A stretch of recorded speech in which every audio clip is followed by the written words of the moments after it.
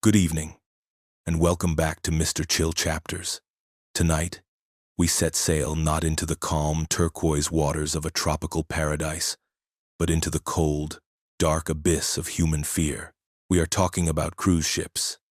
We see them in brochures as floating cities of joy, gleaming white behemoths of luxury, entertainment, and escape. They promise endless buffets, sun-drenched decks, and a temporary reprieve from the burdens of the real world. But what happens when that paradise becomes a prison? What happens when you are miles from shore, a tiny, isolated speck in the vast, indifferent ocean, and something goes terribly, horribly wrong? There is no escape. There is number 911 to call. There is nowhere to run when the nearest land is 1,000 feet below you. In the crushing, black, deep, the very walls that were meant to provide comfort become the bars of a cage, and the endless, smiling faces of the crew begin to look like the masks of your captors. The stories you are about to hear are not fiction.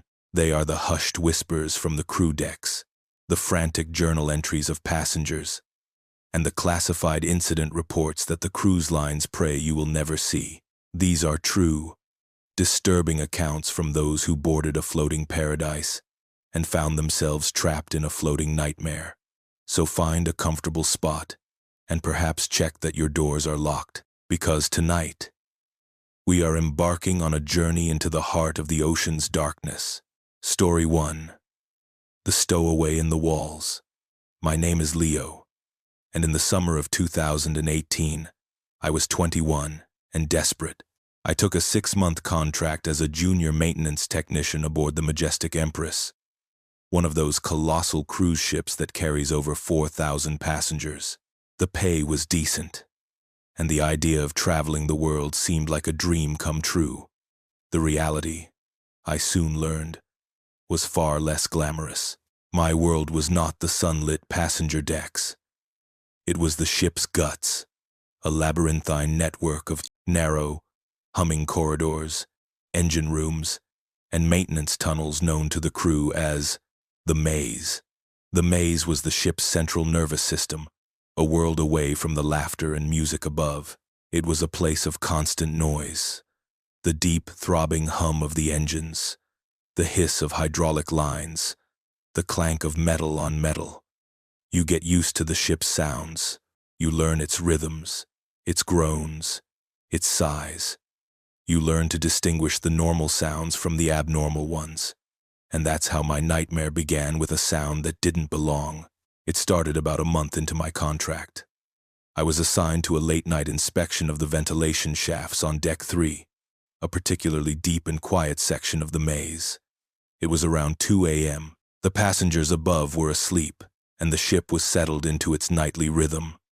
As I was checking a pressure gauge, I heard it, a faint, rhythmic scratching sound.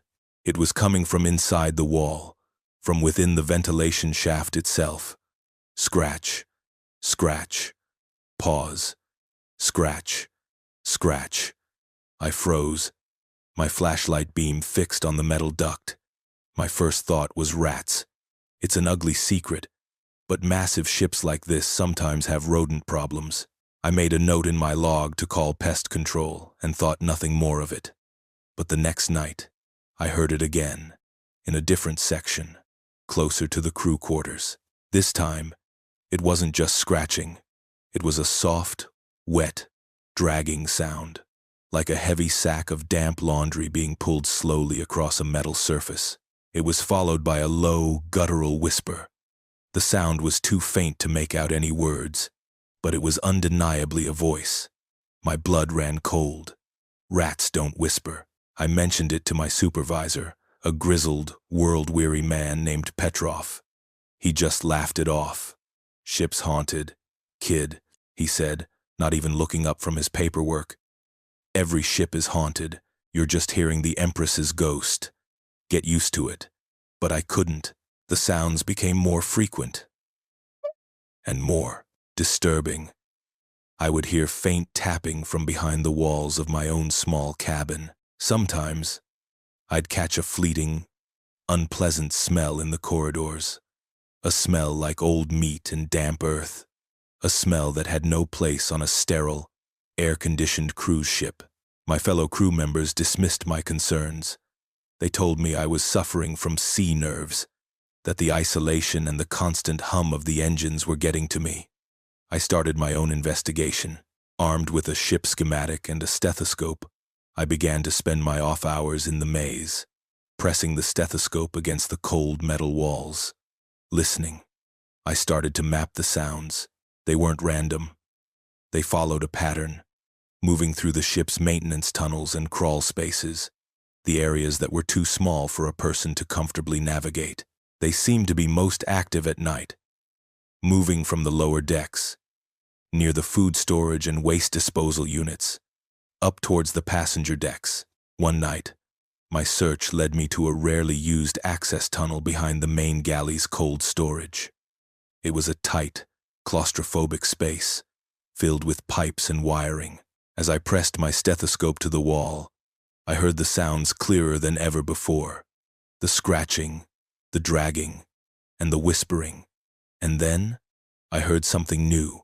A soft, melodic humming.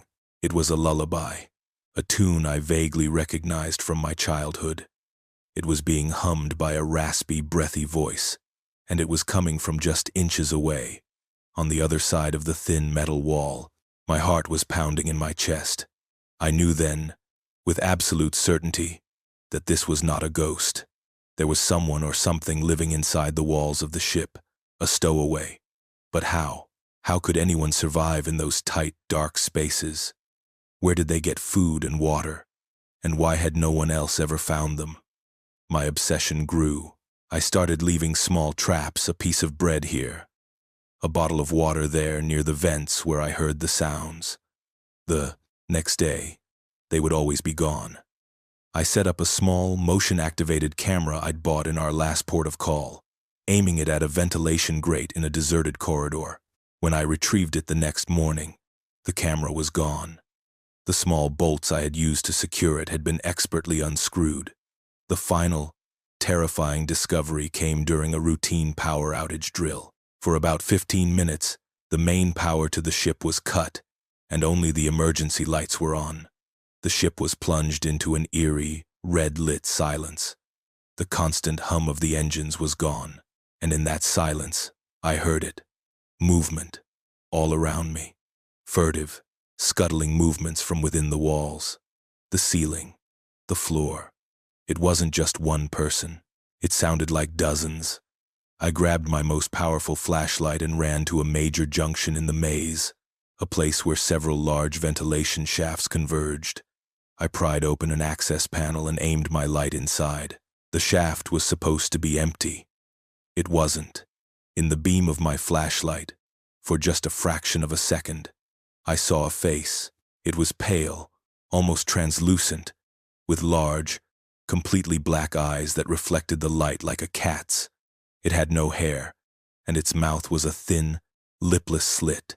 It was human, but horribly, fundamentally wrong. The face was gone in an instant, retreating back into the darkness with a wet, slithering sound. But in that brief moment, I saw something else. I saw hands, with long, spidery fingers, and I saw that the walls of the shaft were covered in strange, makeshift nests made of stolen linen, wiring, and what looked like human hair. I didn't scream. I was too terrified to make a sound. I sealed the panel and backed away slowly. I understood now. The ghost Petrov had talked about wasn't a ghost. It was a colony, a family of stowaways who had been living on this ship for years, maybe even generations. They were born in the walls. They lived in the walls.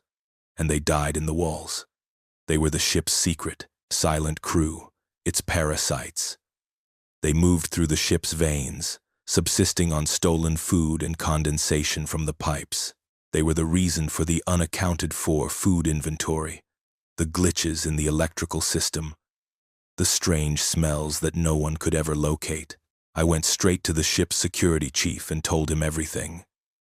He looked at me not with disbelief, but with a cold, hard resignation. He didn't call me crazy. He simply told me, "Son, Some things on a ship are best left alone. You have 2 months left on your contract. Keep your head down, do your job, and forget what you saw, for your own good. I understood then that the senior crew knew. They had to. They couldn't risk the panic, the scandal, the corporate nightmare of admitting that their billion-dollar floating paradise had a secret, feral population living within its very structure, so they ignored it. They let the ghosts live in the walls, as long as they stayed hidden. I couldn't. For the last 2 months of my contract, I was a wreck. Every creak of the ship, every whisper of the ventilation system sent a jolt of terror through me. I felt their presence constantly. I felt their eyes on me from the darkness behind the grates. I knew they knew that I had seen them. When my contract finally ended, I practically ran off the ship and never looked back. I don't know if they are still on the majestic Empress, but sometimes I see commercials for cruise lines showing happy families laughing on sunlit decks, and I feel a cold dread, because I know that just a few inches beneath their feet, in the dark, humming labyrinth of the maze, something else is listening, something pale, with black eyes, humming a lullaby in the dark. Story 2. The Quarantine Deck. My wife, Clara, and I had saved for 3 years for our 10th anniversary cruise. It was supposed to be the trip of a lifetime aboard the Oceanic Serenity, a vessel famed for its luxury and its exotic itinerary through the greater, lesser-traveled islands of the South Pacific. For the first week, it was everything we had dreamed of. The water was impossibly blue, the food was divine, and the gentle rocking of the ship at night was a soothing lullaby. Our nightmare began on the 8th day, somewhere between Fiji and the remote archipelago of Vanuatu. It started subtly, an announcement over the ship's intercom, the captain's voice carefully modulated to sound calm and reassuring, requested that all passengers return to their cabins for a brief, mandatory health and safety muster. It was unusual, but not immediately alarming. We assumed it was a drill. We returned to our stateroom on Deck 9 and waited. An hour passed, then another. The ship's television channels, which usually showed movies and promotional videos, were now all displaying a single, static message. For your safety, please remain in your cabins until further notice. We appreciate your cooperation. A low hum of anxiety began to spread through the ship. We could hear muffled, concerned voices from the neighboring cabins.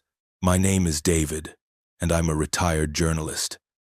My instincts told me this was no drill. I called the guest services line. After 20 minutes on hold, a strained, tired voice answered. She fed me a pre-written script about a minor technical issue with the ship's sanitation system that required a temporary lockdown. It was a lie, and we both knew it. The truth began to leak out, as it always does on a ship, through whispers and rumors passed between passengers and the more talkative crew members. There had been a medical emergency. A severe, highly contagious viral outbreak had been identified among a group of passengers housed on Deck 7, 2 floors directly below us. The virus was aggressive, fast-acting, and its symptoms were horrific. The captain, in consultation with maritime health authorities, had made a drastic decision to declare Deck 7 a full quarantine zone. No one was allowed on or off. The elevators would not stop there. The stairwell doors were sealed. The entire deck, with its 100-plus cabins, was effectively amputated from the rest of the ship.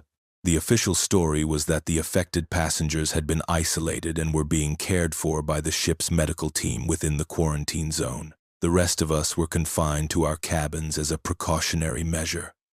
For 2 days, we lived in a state of suspended animation.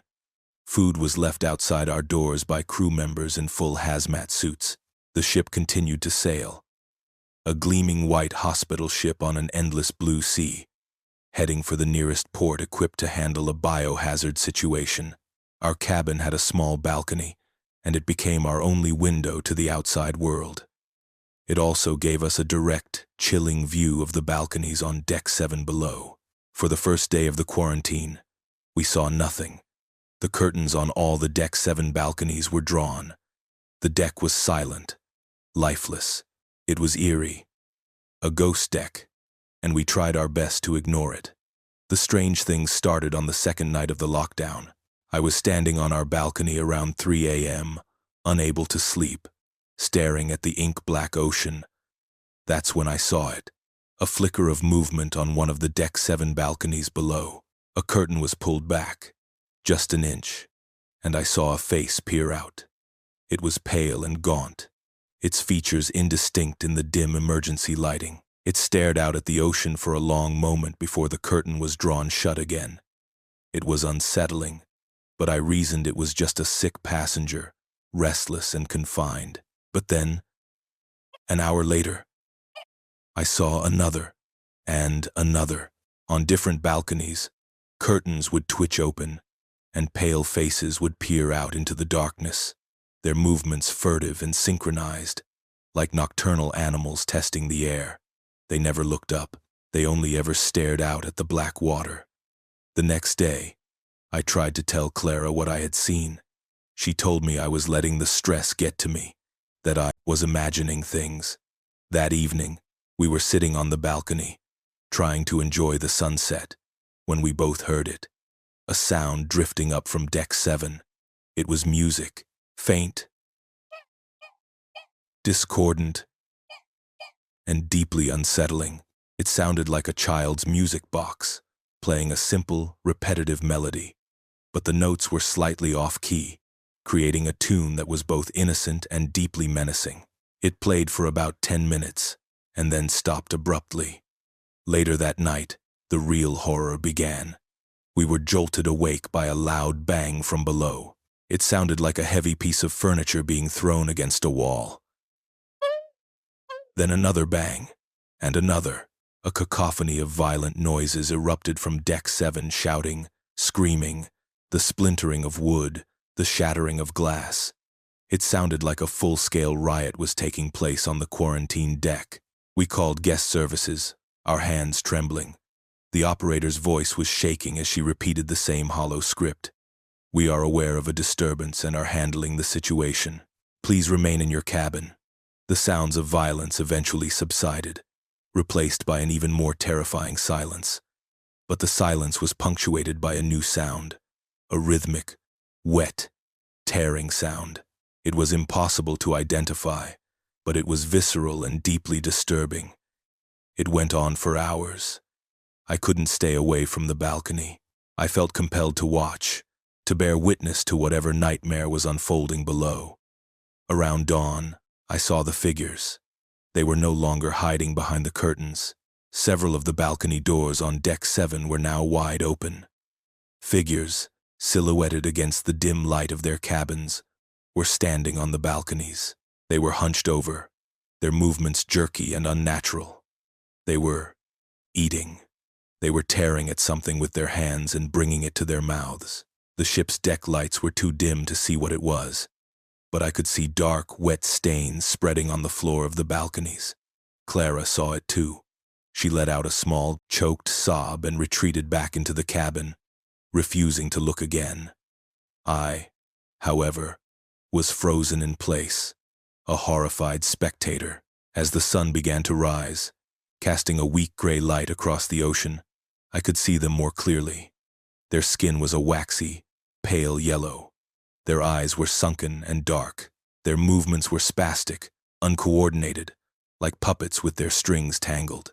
They were wearing the tattered remains of passenger clothing. Bright floral shirts, shorts, sundresses now stained with dark, crimson patches. And they were no longer just on the balconies. Some of them were climbing. With a horrifying insect-like agility, they were scaling the partitions between the balconies, moving from one to the next with an unnatural speed and strength. They were spreading. The most terrifying moment came when one of them, a woman in a torn yellow sundress, stopped her frantic climbing and looked up. She looked directly at me. Her eyes were not the eyes of a sick person. They were wild, predatory, and utterly devoid of reason. Her mouth was a dark, gaping hole, smeared with red. She opened it, and a sound came out. Not a human sound, but a high-pitched, chittering screech that cut through the morning air. Then, she began to climb upwards, towards our deck. I scrambled back from the railing, my heart hammering against my ribs, and slammed the balcony door shut, locking it. We huddled in the far corner of our cabin, listening to the scratching sounds that began on our balcony door. It went on for what felt like an eternity. The captain's voice came over the intercom again a few hours later. His voice was no longer calm. It was strained, cracking with an emotion he could no longer conceal. He announced that the ship would be changing course. We were no longer heading to the nearest port. We were heading for a rendezvous point in the middle of the ocean to meet a military vessel. The quarantine had failed. The situation was no longer containable. For the next 24 hours, we lived in absolute terror. The sounds from Deck 7 had spread. We could hear them in the ventilation system above our heads. We could hear scratching and banging on the doors of the cabins around us. The ship had become a tomb, and the dead were scratching at the walls. The arrival of the military helicopter was the most beautiful sound I have ever heard. Heavily armed soldiers in full biohazard gear were lowered onto the top deck. They didn't evacuate us. They turned the entire ship into a fortress. They welded the stairwell doors shut. They patrolled the corridors, their weapons raised. We were prisoners on a ship under military siege. We were eventually evacuated, one deck at a time, under heavy guard. We were never allowed to look down at Deck 7. We were taken to a military base on a remote island and held in quarantine for a month. We were debriefed by officials from the CDC and the World Health Organization. They told us we had been exposed to a novel, aggressive strain of meningitis. They made us sign stacks of non-disclosure agreements, threatening us with severe legal penalties if we ever spoke about what we had seen. The official story is that the Oceanic Serenity suffered a tragic, contained viral outbreak. The ship was scuttled, sunk deliberately in the deepest part of the Pacific Ocean due to irreversible contamination. But I know what I saw. I saw people transformed into something else, something feral and ravenous. I don't know what that virus was, but it wasn't any form of meningitis I've ever read about. It didn't just kill its victims, it changed them. It turned a floating paradise into a floating hell, a self-contained ecosystem of predators. And as the ship sank beneath the waves, I couldn't help but wonder if we had truly contained the problem, or if we had just sent it down to the bottom of the ocean, where it could wait, patiently, for the next unlucky vessel to pass by. Story 3. The Man Overboard, Who Wasn't Alone. I spent 5 years as a deckhand on the Caribbean Star, a mid-sized cruise liner that ran the popular circuit from Miami to the Bahamas. My name is Alex. The job was mostly routine, swabbing decks, coiling ropes, and dealing with sunburned, intoxicated tourists. In those 5 years, I heard the man overboard alarm go off 3 times. The first 2 were false alarms, a drunk passenger throwing a deck chair overboard. A technical glitch. The 3rd time was real, and what we pulled out of the water that night was not the only thing that had been down there. It happened on a calm, moonless night. We were in the deep waters of the Providence Channel, a stretch of ocean known for its sudden, unpredictable currents and its staggering depth. It was just after midnight. The deck parties had wound down, and a quiet hush had fallen over the ship, broken only by the steady thrum of the engines and the gentle slap of water against the hull. Then, the alarm shattered the peace. The piercing, 7 short blasts followed by 1 long blast of the general emergency signal, followed by the captain's tense voice over the ship-wide intercom. Man overboard, port side. The crew training kicks in instantly. It's a controlled, frantic ballet. The ship begins a slow, massive turn. Spotlights cut through the darkness, sweeping across the black, churning water. The rescue boat team, of which I was a part, scrambled to our station. Within minutes, we were being lowered into the ocean, the massive white cliff of the cruise ship's hull rising above us. Our target was a young man, a passenger in his early 20s named Kevin. He had been seen falling from a balcony on Deck 10. It was a suspected suicide attempt. The odds of finding someone in the open ocean at night are astronomically low. But tonight, luck was with us, or so we thought. We found him about a quarter-mile from the ship, kept afloat by a life ring that had been thrown from the deck.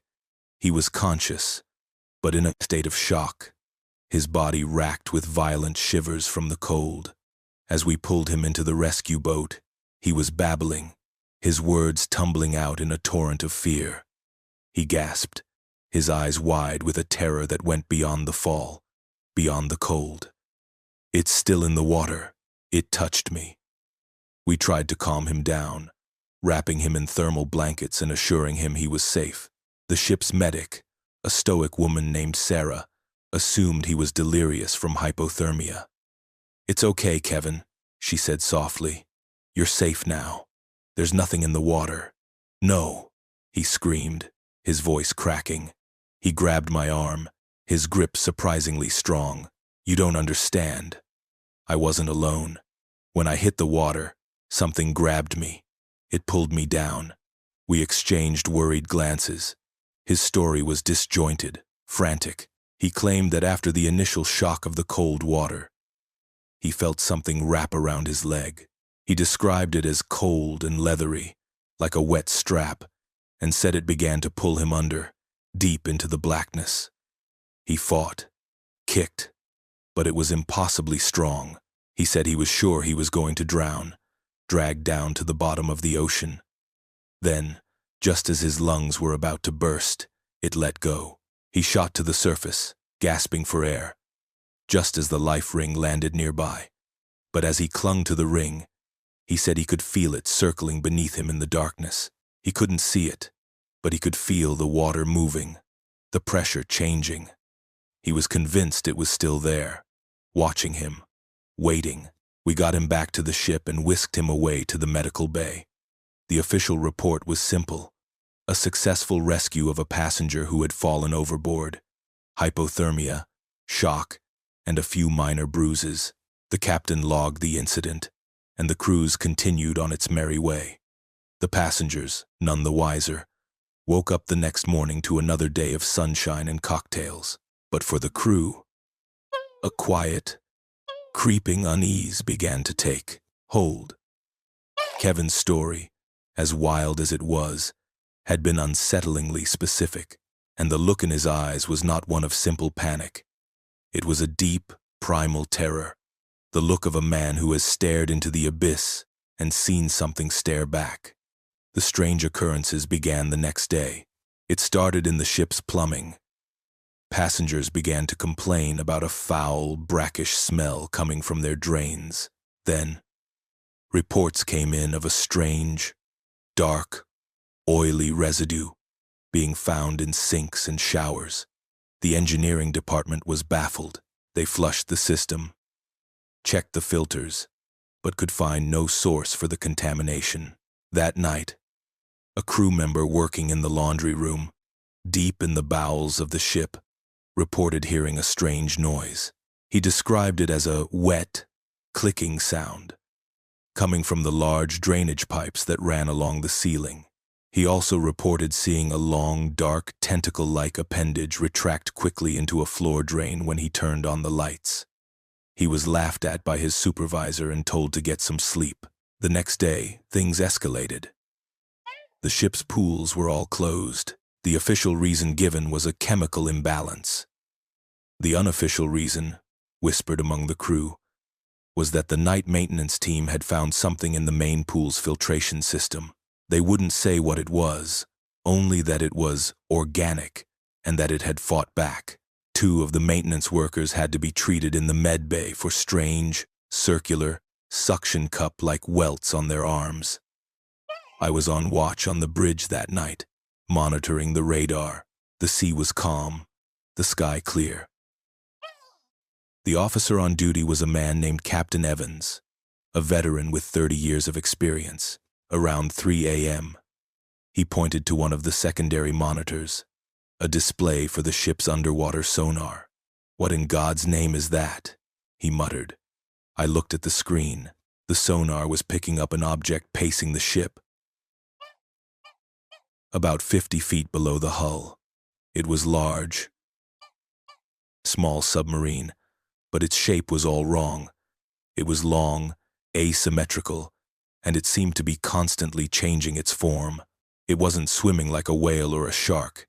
It was moving with a terrifying, intelligent purpose, matching our speed and course exactly. It was shadowing us. "Is it a sub?" I asked, my voice barely a whisper. "No submarine moves like that," Evans said, his face pale. "And it's not showing up on any other system. It's like it's only there when the sonar pings it."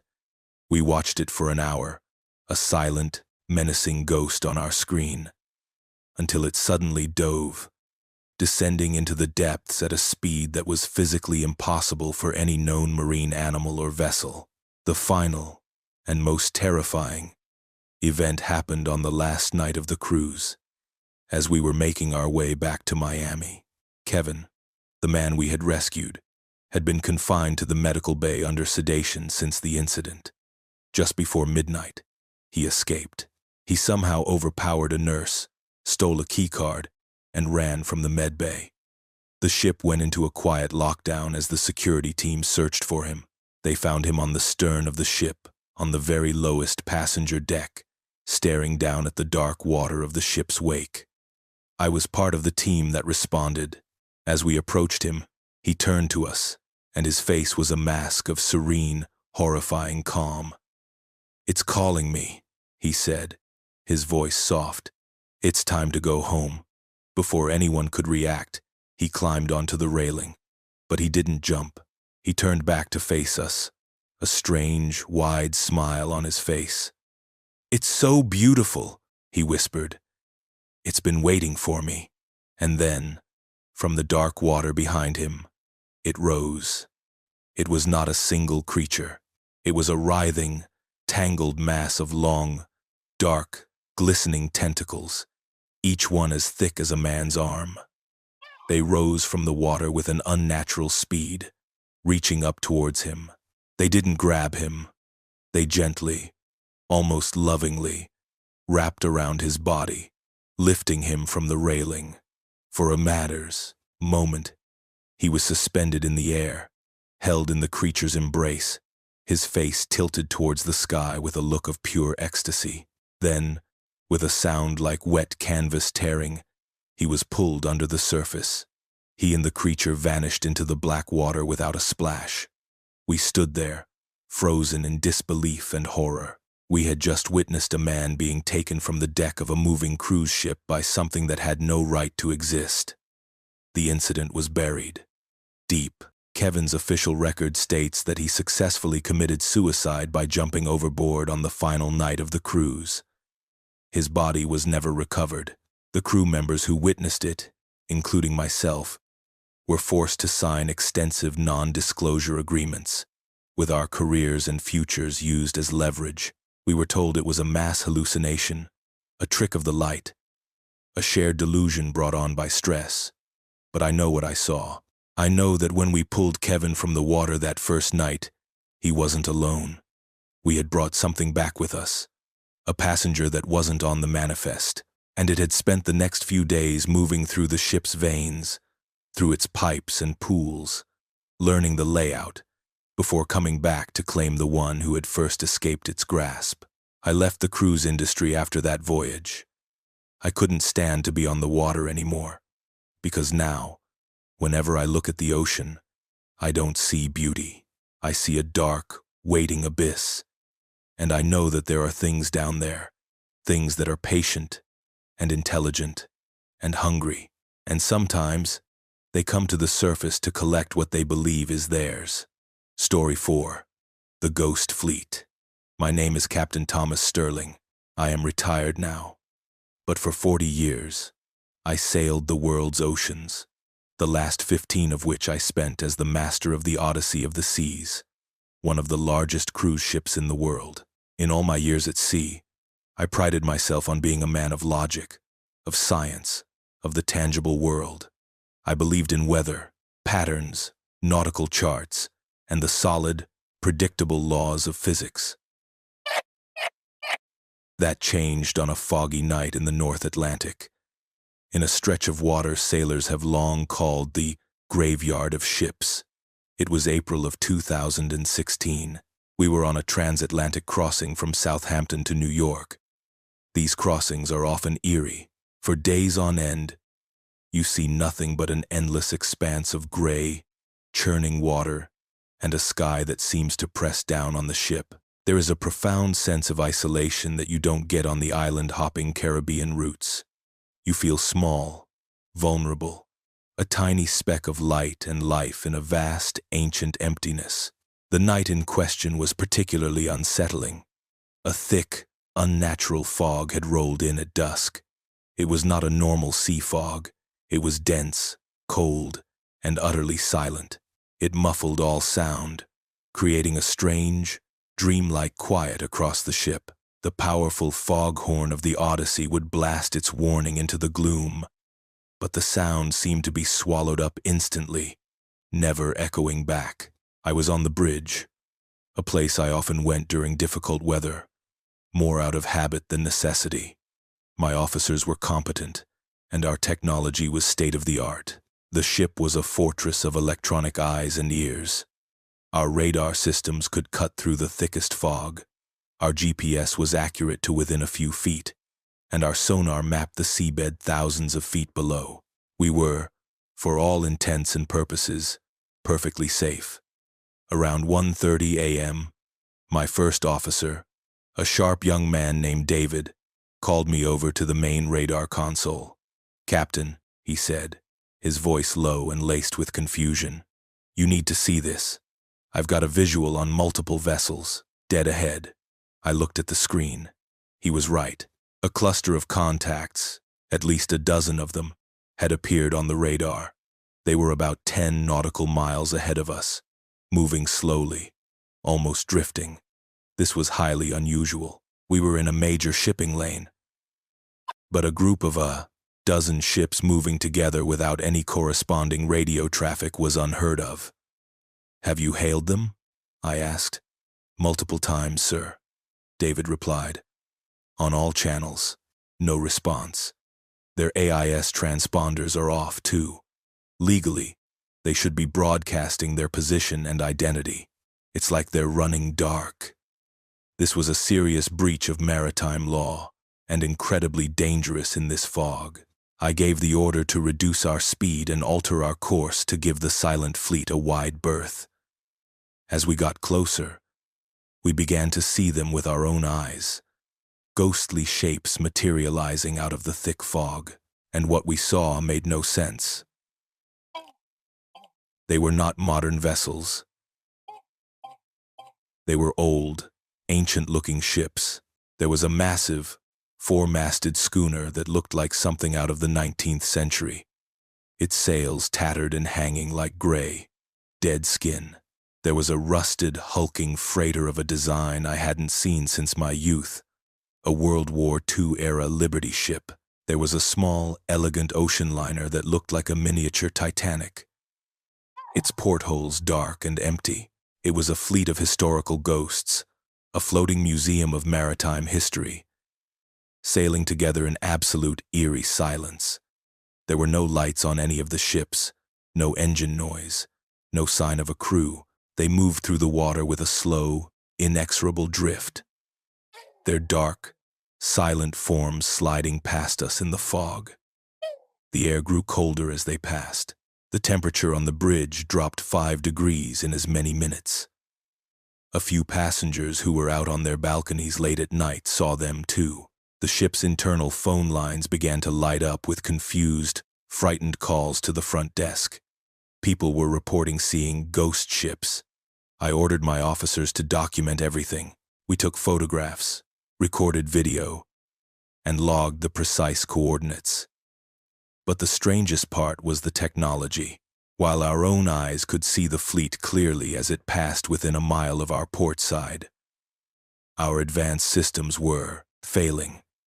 The radar showed the contacts, but the readings were unstable, flickering in and out of existence. The thermal imaging cameras, which should have been able to detect any heat signature from engines or crew, showed the ships as being the exact same temperature as the cold ocean water, stone cold, dead. Then, we started to see the figures. They were silhouettes, standing on the decks of the silent ships. They were tall and thin, their forms indistinct in the thick fog, but there were dozens of them. They stood perfectly still, like statues, all facing our ship. They didn't wave, they didn't move, they just watched. One of my junior officers, a young woman named Chloe, was using a pair of high-powered binoculars. She let out a small, strangled gasp and lowered the binoculars, her face as white as the fog outside. "What is it, Chloe?" I asked, my voice sharper than I intended. "Their faces, sir," she whispered, her hand trembling. "They don't have any." I took the binoculars from her. She was right. The figures were not human. They were man-shaped voids, silhouettes of pure, featureless blackness. They had no faces, no hands, no distinguishing marks. They were just shapes, standing on the decks of their dead ships, watching us pass. As the last ship in the ghost fleet, the old rusted freighter, drew parallel to our bridge, something happened that I will carry with me to my grave. A light flickered on in one of its portholes. It wasn't an electric light. It was the soft, warm, flickering glow of a lantern, and in that porthole, a figure appeared. This one was different. It was a man, an old man with a long, white beard, wearing the oilskins and cap of a 19th century sailor. He raised the lantern, and he looked directly at me, across the water, across the fog. He didn't smile. He didn't frown. His expression was one of profound, eternal sadness. And then he raised his other hand and gave a slow, deliberate wave, not of greeting, but of farewell. At that exact moment, every alarm on the bridge of the Odyssey of the Seas began to scream at once. Our navigation systems crashed. Our radar went blank. Our communication systems filled with a roaring, deafening static. We were blind, deaf, and adrift in the fog, surrounded by a fleet of ghosts. The chaos lasted for what felt like an eternity, but was probably no more than 2 minutes. Then, as suddenly as it began, it stopped. The alarms fell silent. The screens flickered back to life. The static vanished. I looked out the window. The fog was still there, thick as ever, but the ghost fleet was gone. It had simply vanished. The radar was clear. The thermal cameras showed nothing but empty, cold ocean. It was as if the entire encounter had never happened. We were shaken, but we were professionals. We rebooted the systems, verified our position, and slowly resumed our course to New York. I logged the event in the ship's official record, describing it in the most neutral, technical terms I could manage. Encountered multiple unidentified, non-communicative vessels in dense fog. Experienced temporary, widespread electronic systems failure. Anomaly resolved without incident. When we docked in New York, we were met by 2 quiet, serious-looking men in dark suits who identified themselves as being from the U.S. Office of Naval Intelligence. They came aboard before any passengers were allowed to disembark. They sequestered me and my senior officers in my stateroom and debriefed us for 6 hours. They took our logs, our photos, our videos. They made us sign non-disclosure agreements that were ironclad and deeply intimidating. They didn't tell us what we had seen. But one of the men, the older one, said something I've never forgotten. He looked at me, his eyes cold and tired, and said, "Captain, the ocean has a memory. Sometimes, during the right atmospheric conditions, a place can remember what happened there. You and your ship just sailed through a very old, very strong memory. The official explanation for the incident was a rare, extreme atmospheric phenomenon called a ducting event, which can cause radar and radio signals to behave in bizarre ways, creating phantom images. The visual sightings were dismissed as mass hysteria, a trick of the light and fog. But I know what I saw. I saw a fleet of lost ships, from different eras of history, sailing together on a silent, eternal voyage. I saw their crew, the faceless, shadowy souls bound to them, and I saw the old sailor with the lantern, the one who looked at me with such profound sorrow. I don't believe we sailed through a memory. I believe we sailed through them, a ghost fleet, a spectral convoy of the damned, forever lost in the fog of the North Atlantic. And for a few terrifying minutes, they tried to make us join their fleet. I retired a year later. I couldn't shake the feeling that the ocean was no longer just a physical space for me. It was haunted, and I knew that somewhere out there, in the cold and the fog, the silent fleet was still sailing, waiting for the next ship to cross its path. Story 5. The Unscheduled Port of Call. My name is Mark, and in 2017, I took my family, my wife, Sarah, and our 7-year-old daughter, Lily, on a cruise aboard the Starlight Voyager. It was an ambitious trip, a 3-week journey through the most remote, sun-drenched islands of Micronesia. We were seasoned travelers, but this was our first cruise. We were seduced by the promise of effortless exploration, of waking up each morning to a new, exotic paradise outside our balcony window. The first 2 weeks were idyllic, but on the 15th day, our journey took a detour, not just on the map, but into a place that felt like it had been torn from the pages of a nightmare. We were navigating a vast, empty stretch of the Pacific, hundreds of miles from any major landmass, when the weather turned. A sudden, violent tropical cyclone, a storm that had appeared on the weather charts with an unnatural speed, forced our captain to make an emergency course correction. The ship, for all its size and power, was tossed about on mountainous waves. For a full day, we were confined to our cabins, the ship groaning and creaking around us like a dying beast. When the storm finally broke, the captain's voice came over the intercom. He sounded tired but relieved. He announced that the ship had sustained some minor damage to its navigation array, and that we would need to make an unscheduled stop for repairs. He assured us that, by a stroke of good fortune, we were near a small, sheltered island that was not on our original itinerary but would serve as a safe harbor. He called it Isla Perdida, the Lost Island. He meant it as a charming, adventurous-sounding name. We would later learn how horrifyingly accurate it was. As we approached the island, a strange quiet fell over the ship. The usual boisterous energy of the passengers was replaced by a hushed curiosity. The island was beautiful, but in a strange, unsettling way. It was a perfect crescent of white sand beach surrounding a dense, emerald-green jungle that rose to a single, mist-shrouded volcanic peak at its center. But there was something wrong with the colors.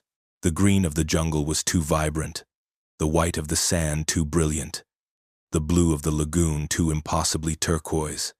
It looked like a hyper-realistic painting, too perfect to be real. There was a small, ramshackle pier and a village of a few dozen huts nestled at the edge of the jungle. The captain announced that while the crew worked on the repairs, which would take at least 24 hours, passengers were welcome to go ashore. He described it as a unique, unscheduled cultural experience. I had a bad feeling. The island wasn't on any of our maps, not even on the detailed nautical charts I had been studying in the ship's library. When I looked it up on my phone's GPS, it showed nothing but open ocean. The island, according to modern technology, did not exist. Sarah dismissed my concerns. "It's an adventure, Mark," she said, her eyes bright with excitement. "It's probably just too small to be on most maps. When will we ever get a chance like this again?" Reluctantly, I agreed. We joined the throng of excited passengers boarding the tender boats to the shore. As we got closer, The unsettling feeling grew. The village was silent. There were no children playing, no fishermen mending nets, no sounds of life. The only sign of inhabitants was the figures standing on the beach, waiting for us. There were about 50 of them, men and women, standing in a perfectly straight line at the water's edge. They were all dressed in simple, hand-woven fabrics of a dull, earthy color. As our boat landed, they didn't move. They just watched us. Their faces completely devoid of expression. Their eyes, dark and wide, seemed to drink in the sight of us with a strange, unnerving intensity. A crew member, the ship's cheerful activities director, tried to break the ice. "Aloha," he boomed, stepping onto the sand. "We come in peace. Visitors." The islanders didn't respond. They just continued to stare. Finally, an old man, who seemed to be their elder, stepped forward. He was ancient, his skin like wrinkled leather, but his eyes were sharp and intelligent. He spoke, not in a local dialect, but in a strange, stilted, almost perfect form of 19th century Spanish. "You are welcome to our shores," he said, his voice a dry rustle. "The storm has brought you. The storm always brings visitors. You may rest here, but you must obey our laws." He laid out the rules. We were welcome in the village. We could enjoy the beach, but no one, under any circumstances, was to enter the jungle. The jungle, he said, was tapu sacred, forbidden. He also said we must all be back on the pier before the sun sets. "The night," he said, his dark eyes seeming to look right through me, "is not for you." The day was surreal. The passengers, after their initial presented hesitation, began to treat the island like any other tourist spot. They sunbathed, they swam, they took photos, but the islanders never interacted with them. They stood at the edge of the village, watching, their faces blank, their silence a heavy, oppressive blanket. They had a craft market set up, selling intricate carvings made from a dark, oily wood and beautiful jewelry made from shells I had never seen before. But they never haggled, never smiled. They would simply take your money and hand you the item, their eyes never quite meeting yours. My daughter, Lily, was fascinated by them. She tried to play with one of the islander children who was standing near her mother. The child was beautiful, with huge, dark eyes, but she didn't react. She just stared at Lily with that same empty, watchful expression as her mother gently pulled her away. I bought a small wooden carving of a strange, squid-like creature. As the woman handed it to me, her fingers brushed against mine. Her skin was cold, not just cool, but unnaturally, deathly cold, like she had no body heat at all. I recoiled, and for the first time, I saw a flicker of emotion in her eyes, a deep, ancient sadness. As the afternoon wore on, I noticed other strange things. There were no birds on the island. The dense jungle was completely silent. And the carvings they were selling, they all depicted the same things. Strange, tentacled sea creatures and figures of men and women with elongated limbs and large dark eyes. Just like the islanders themselves, the sun began to dip towards the horizon, painting the sky in lurid shades of orange and purple. The ship's horn blared, signaling that it was time to return. A sense of urgency filled the air. The islanders began to slowly, deliberately retreat from the beach, melting back into the shadows of the village. Their work was done. We were on the last tender boat back to the ship. As we pulled away from the pier, I looked back at the village. It was now completely deserted, but I could see them. The islanders were standing at the edge of the jungle, just inside the tree line, their dark shapes barely visible in the twilight. They were watching us leave. Then, I saw something that made my heart stop. A young couple, two honeymooners I'd seen earlier, were still on the beach. They had clearly lost track of time, wrapped up in each other. They were running towards the pier, waving frantically. But our boat was already too far out. The crewman on our tender shouted that another boat would be sent for them. As we watched, the sun finally sank below the horizon, and the island was plunged into a deep, tropical darkness. At that exact moment, a sound erupted from the jungle. It was a low, resonant hum, a sound that seemed to vibrate in my very bones. And from the village, the islanders began to walk back towards the beach. But they were not walking anymore. They were moving with a strange, lurching, unnatural gait, their bodies jerking like marionettes. From the jungle, new figures emerged. They were tall, impossibly thin, with limbs that were too long, just like the carvings. They moved with a terrifying, fluid grace. The islanders formed two lines, creating a path from the jungle to the water's edge. The tall, thin figures glided down this path. The honeymooning couple on the beach were frozen in terror. The tall figures surrounded them. They didn't touch them. They just stood there, and the low humming intensified. The couple sank to their knees, their faces masks of pure, mindless horror. Then, the islanders, moving in perfect unison, walked into the water. They didn't swim. They just kept walking, their heads disappearing beneath the waves until they were gone. The tall figures then turned to the couple. One of them reached out a long, slender hand and gently touched the young man's forehead. He went limp, collapsing onto the sand. The other figure did the same to the woman.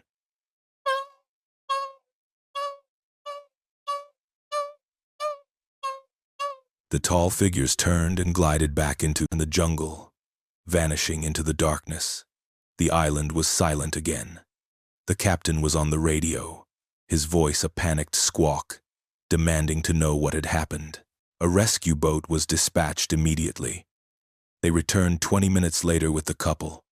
They were alive, but they were empty. Their eyes were wide and vacant, just like the islander child's had been. They didn't speak. They didn't react. They were just shells. The ship's repairs were miraculously completed in the middle of the night. We pulled up anchor and fled from that island as if the devil himself were at our heels. The captain made an announcement the next morning, his voice heavy and strained. He said the couple had suffered a severe psychotic break due to the stress of the storm. He informed us that the island of Isla Perdida was a protected, unmapped cultural heritage site, and that, for the privacy of the inhabitants, we were all legally bound not to discuss our visit. It was a threat, thinly veiled as a request. The couple remained in the ship's medical bay for the rest of the cruise. They never spoke again. They just stared into space with their empty eyes. When we docked, they were quietly taken away in an unmarked ambulance. I still have the carving I bought. It sits on my desk. Sometimes, late at night, I think I can feel it. A faint, cold energy radiating from the dark wood. I know what that island was. It wasn't a home. It was a farm. A place where some ancient, unknowable intelligence harvests something. Not bodies, but minds. Souls. The islanders weren't the masters of the island. They were the cattle, the empty shells left behind after the harvest. And the storm hadn't been a random act of nature. The storm had brought us there. The storm always brings visitors. We were just lucky that, this time, they only needed two. Story 6. The passenger in cabin 733. For 3 years, I worked as a cabin steward aboard the Elysian Dream, a grand, slightly aging vessel that specialized in long, leisurely world cruises. My name is Sophia. The job was a whirlwind of cleaning, turn-down services, and catering to the whims of wealthy, often eccentric passengers. You learn the ship's secrets as a steward. You learn who is having an affair, who drinks too much, and which smiling couples are on the verge of a bitter divorce. But there was one secret on the Elysian Dream that was darker than any domestic drama. It was the secret of cabin 733. Cabin 733 was an anomaly. It was a standard balcony stateroom on Deck 7, identical to the dozens of others on that corridor, but it was never occupied. On the ship's booking system, it was permanently marked as out of service for maintenance. Yet, no maintenance was ever done. In my 3 years on the ship, I never once saw an engineer or a plumber go near that door. It was simply a dead space, a ghost cabin that we were all instructed to ignore. The veteran crew members had their superstitions about it. They would make the sign of the cross when they walked past the door. They would tell the new hires, like me, that it was haunted by the ghost of a passenger who had died in the room years ago. They said that if you put your ear to the door late at night, you could hear a woman weeping. I dismissed it all as silly sailors' folklore, a way to spook the rookies. But the complaints were real. We would get calls at the steward's station, almost weekly, from the passengers in the adjacent cabins, 731 and 735. The complaints were always the same. They would report hearing a television blaring from the empty room at all hours of the night. They would complain about the sound of water running in the bathroom for hours on end. Sometimes, they would report loud, violent arguments, a man and a woman screaming at each other in a language they couldn't understand. Each time, the protocol was the same. A senior steward and a security officer would go to the cabin. They would unlock the door, show the complaining passenger that the room was completely empty, dark, and silent. The television was off. The taps were dry. The security officer would file a report, noting unexplained ambient ship noise, and the matter would be dropped. The passengers were usually left feeling confused and a little crazy. I had always been curious, but I followed the rules and stayed away from cabin 733. That changed during a particularly rough crossing of the Indian Ocean. The ship was being battered by a monsoon, and many of the passengers were seasick and confined to their rooms. The crew was stretched thin, running on caffeine and adrenaline. Around 4 a.m., I received a frantic call from the elderly woman in cabin 731. She was hysterical. She screamed that the people in the next room, in 733, were trying to break through the wall. She said she could hear a rhythmic, heavy banging on the wall that connected her cabin to the empty one. My supervisor was dealing with a medical emergency on another deck, and the ship's single on-duty security officer was tied up with a drunken brawl in the crew bar. I was on my own. Protocol dictated that I wait for security, but the woman on the phone sounded genuinely terrified. Against my better judgment, I took the master keycard for Deck 7 and went to investigate.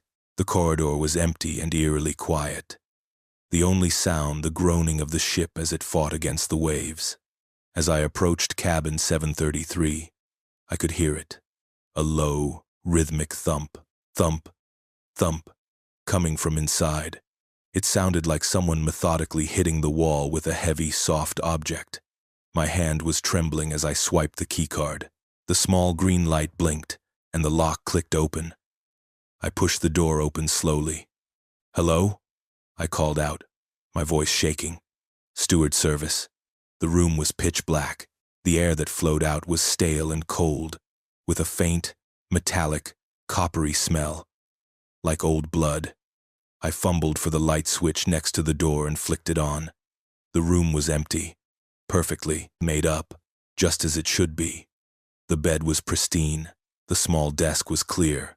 The balcony door was shut and locked. The banging had stopped the moment I opened the door. I stepped inside, my heart pounding. I checked the bathroom. It was empty. The taps dry. I checked the closet. Empty. I was about to leave, convinced the old woman was hallucinating, when I noticed something on the floor.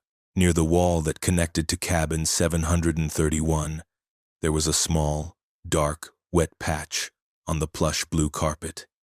It was no bigger than a dinner plate. I knelt down to examine it. It was sticky to the touch, and the coppery smell was stronger here. As I was crouched down, I heard a sound from the bathroom, a soft click. the sound of the bathroom door locking from the inside. I froze, every muscle in my body screaming. I hadn't locked it. I was the only one in the room. I stood up slowly, my eyes fixed on the closed bathroom door. "Island, is someone in there?" I whispered, my voice a pathetic squeak. Silence. Then, the sound of the shower turning on. Not a trickle, but a full, powerful blast of water hitting the floor of the shower stall. I could hear it splashing, running. I didn't wait for another second. I bolted from the room, slamming the door shut behind me. I ran down the corridor, my heart feeling like it was going to explode. I didn't stop until I reached the safety of the brightly lit steward's station. I told my supervisor, a kind, older woman named Maria, what had happened. She listened patiently, her face growing pale. When I was done, she let out a long, weary sigh. "Sophia," she said, her voice low, "you should not have gone in there alone. There are some doors that are meant to stay closed." She then told me the real story of cabin 733. It wasn't a ghost story, not in the traditional sense. It was worse.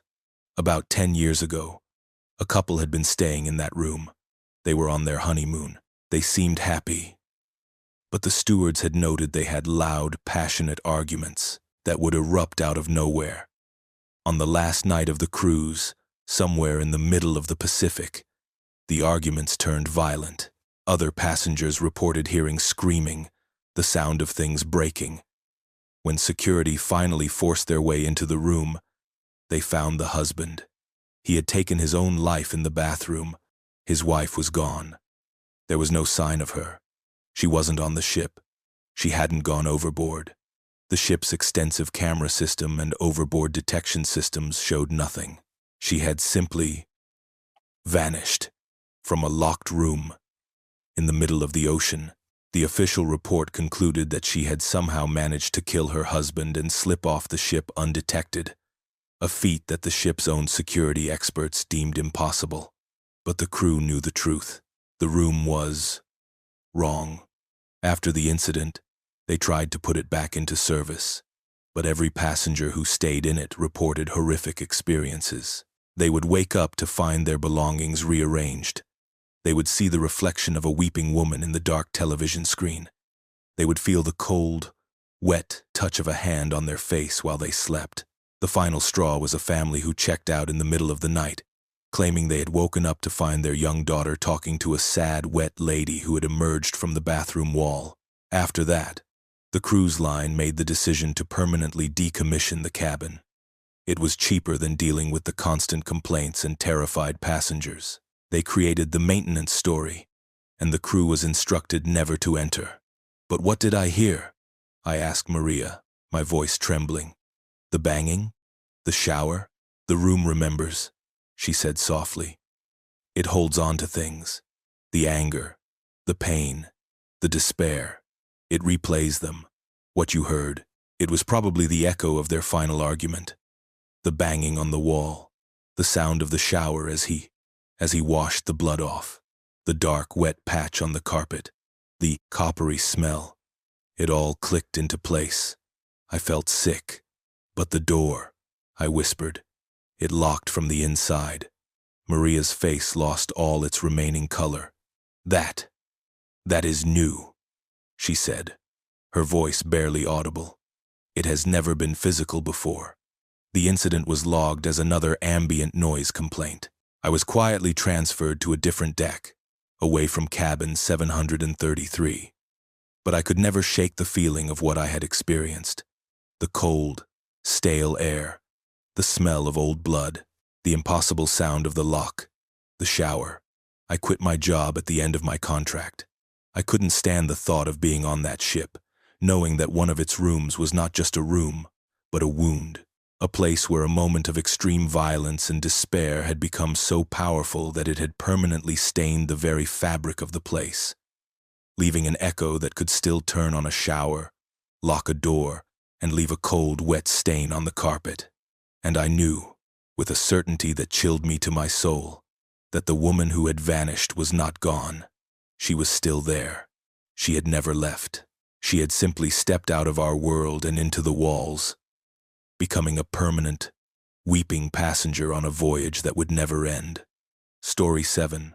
The Midnight Buffet's Secret Ingredient. My name is Marco. I'm a chef. Or at least, I used to be. Before what happened on the Sovereign Gastronome, I was ambitious, passionate, a rising star fresh out of culinary school with a dream of earning a Michelin star before I turned 30. I took a position as a sous chef on the Sovereign Gastronome, a 6-star luxury liner famed for its world-class cuisine, seeing it as a stepping stone, a way to learn from international chefs and work with the finest ingredients from around the globe. The ship's kitchens were a high-pressure, chaotic world of steam, fire, and steel. But I thrived on it. I loved the pursuit of perfection. I just never imagined what the true price of that perfection was. The Sovereign Gastronome was legendary for one thing above all else: its midnight gala buffet. It wasn't your typical cruise ship buffet of lukewarm leftovers. It was an extravagant, decadent affair, held only once per voyage, on the final night at sea. It was a spectacle of ice sculptures, champagne fountains, and, most importantly, exotic, exquisite dishes that weren't served anywhere else on the ship. Passengers planned their entire trips around it. The centerpiece of the buffet was always a mysterious, unnamed meat dish. It was listed on the menu simply as le plat du capitaine, the captain's dish. It was the most popular item, the one people talked about for years. The meat was impossibly tender, with a rich, complex, slightly sweet flavor that was unlike anything I had ever tasted. It was served roasted, carved to order by the executive chef himself, a formidable, imposing German man named Chef Richter. As a junior sous chef, my duties were far removed from such a prestigious dish. I worked on sauces, on pastries, on the mundane but necessary elements of the culinary machine. I was, however, intensely curious. I asked the other chefs about the meat. What was it? Where did it come from? My questions were always met with a strange, secretive silence. The senior chefs would just smile knowingly and say, "It is a tradition. It is the captain's secret." Chef Richter was a culinary tyrant, a man who ruled his kitchen with an iron fist and a terrifying precision. He tolerated no questions about his signature dish. The preparation of le plat du capitaine was a ritual shrouded in secrecy. The meat would arrive on the day of the buffet in a locked, unmarked, refrigerated container. No one was allowed to see it except Richter. He would lock himself in his private preparation kitchen for hours, and when he emerged, the perfectly roasted, fragrant meat would be ready for the gala. My involvement in the secret began by accident. It was the night of the midnight gala, and the main kitchen was in a state of controlled chaos. I was rushing a tray of delicate sauces down a narrow service corridor when I collided with one of the senior sous chefs, a man named Jean-Pierre. The tray went flying. A precious, irreplaceable saffron reduction sauce splattered all over Jean-Pierre's pristine white uniform. He was supposed to be assisting Richter with the carving at the buffet. There was no time for him to change. Panic flashed in his eyes. He looked at me, then at his stained jacket. "You," he hissed, "you will take my place. You know how to carve. Just do exactly as Chef Richter says. Do not speak unless spoken to, and do not, under any circumstances, ask questions." Thrust into the spotlight, I was both terrified and thrilled. This was my chance to be at the center of the action, to witness the master at work. I put on a fresh jacket and hurried to the grand ballroom. The buffet was in full swing, a dazzling display of culinary art. At the center of it all was the carving station, and on the massive silver platter was the meat. It was beautiful, a large, perfectly roasted joint. Its skin a deep, crackling mahogany, glistening under the warm lights. The aroma was intoxicating. Chef Richter stood beside it, his carving knife, a tool as long and sharp as a surgeon's scalpel, held at his side. He gave me a cold, appraising look as I took my place. "You will serve," he grunted. Nothing more. For an hour, I watched as a long line of eager passengers were served the legendary dish. They would moan with pleasure as they took their first bite. "Magnificent," they would whisper. "What is it?" Chef Richter would simply smile his cold, thin smile and say nothing. As the crowd began to thin, I noticed something odd. The joint of meat, despite having served hundreds of people, didn't seem to be getting any smaller. It was as if it were regenerating. I dismissed it as a trick of the light, my mind playing games on me in the stressful environment. My real discovery came when the buffet was over. It was my job to help clear the station. As I was lifting the heavy silver platter with the remains of the roast, I slipped on a stray piece of ice from one of the sculptures. The platter tilted, and the joint of meat slid off, landing on the floor with a soft, wet thud. I bent down to pick it up, and that's when I saw it. On the underside of the roast, the part that had been hidden from view, there was a mark. It wasn't a butcher's mark. It was a tattoo. A faded, blue-green tattoo of a coiled serpent eating its own tail in Ouroboros. My blood turned to ice. It was a human tattoo. I had seen that exact design before, on the forearm of a young, boisterous passenger who had been at the ship's pool just a few days earlier. A man who, I suddenly, sickeningly realized, I hadn't seen in the last 24 hours. I looked up at Chef Richter. He had seen me. He knew that I had seen the tattoo. His face was a mask of cold fury. He didn't say a word. He simply pointed a single, thick finger towards the kitchen. It was not a suggestion. It was a command. My mind was reeling as I followed him back to the service areas, my legs feeling like lead. This was impossible. It had to be a coincidence. A strange cut of pork, perhaps, with a skin marking that looked like a tattoo. My mind scrambled for a rational explanation, but my gut knew the horrifying truth. Richter led me not to the main kitchen, but down to the lower decks, to a part of the ship I had never seen before. He unlocked a heavy, refrigerated door marked Galley Stores, restricted. He pushed me inside and locked the door behind me. The room was a walk-in freezer, but it wasn't filled with boxes of steak or chicken. It was a butcher's shop from hell. Hanging from large metal hooks were bodies.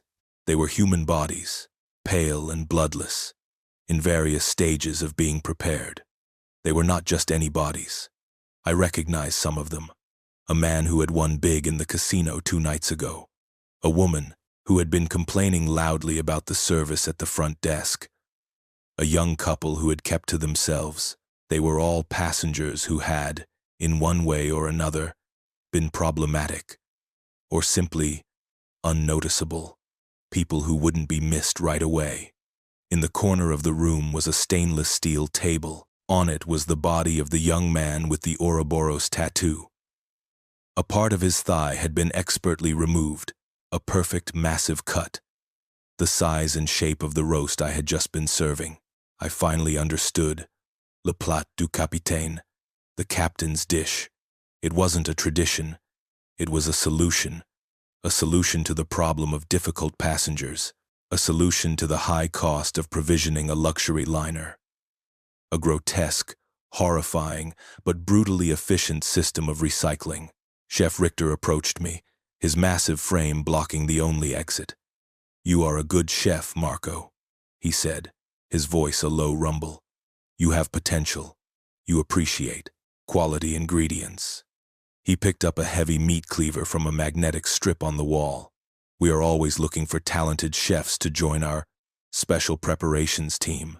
It is a permanent position with many benefits."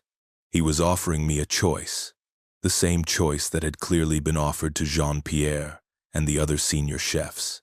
Join them. Become a part of the monstrous secret, or become the secret yourself. Become the next main course. My culinary ambition, my dreams of Michelin stars, all of it evaporated in a wave of pure, primal terror. I looked at the cleaver in his hand, then at the bodies hanging from the hooks. I thought about the thousands of passengers sleeping peacefully in their beds, their stomachs full of the captain's dish. I don't know where the strength came from. Adrenaline, maybe, or just the will to live. As Richter took a step towards me, I grabbed the heaviest thing I could find a frozen leg of, something, and swung it with all my might at his head. He staggered back, surprised by my resistance. It was the only chance I would get. I scrambled for the door, fumbling with the emergency release latch on the inside. I burst out into the corridor and ran. I didn't run to security. I knew they were in on it. The captain, the senior officers, the executive chefs. This was a system, a conspiracy that ran to the very top. I ran to the one place I thought I might be safe. The chaos of the crew decks. I found a friend, a laundry worker from my hometown, and hid in his tiny, cramped cabin. I spent the last 2 days of the cruise hidden in that cabin, terrified, listening to the footsteps in the corridor, expecting Richter's massive form to burst through the door at any moment. When the ship finally docked, I slipped out with a group of disembarking crew members, my face hidden under a baseball cap. I never went back for my passport, my belongings, or my final paycheck. I went to the authorities. I told them my story. They didn't believe me. A disgruntled, hysterical young chef making wild accusations against a prestigious cruise line. There was no proof. The freezer room was cleaned. The passenger with the tattoo was officially listed as having disembarked at a previous port. He was a ghost, a man who had never existed. I lost my career. I was blacklisted by the culinary community. No one would hire a chef who told such monstrous stories. But I am alive, and I know the truth.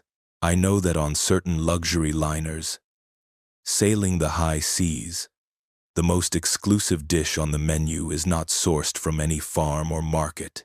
It is sourced from the passenger list, and the price of a ticket on the sovereign gastronome is sometimes much, much higher than you think. Story 8. The Thing in the Ballast Tank.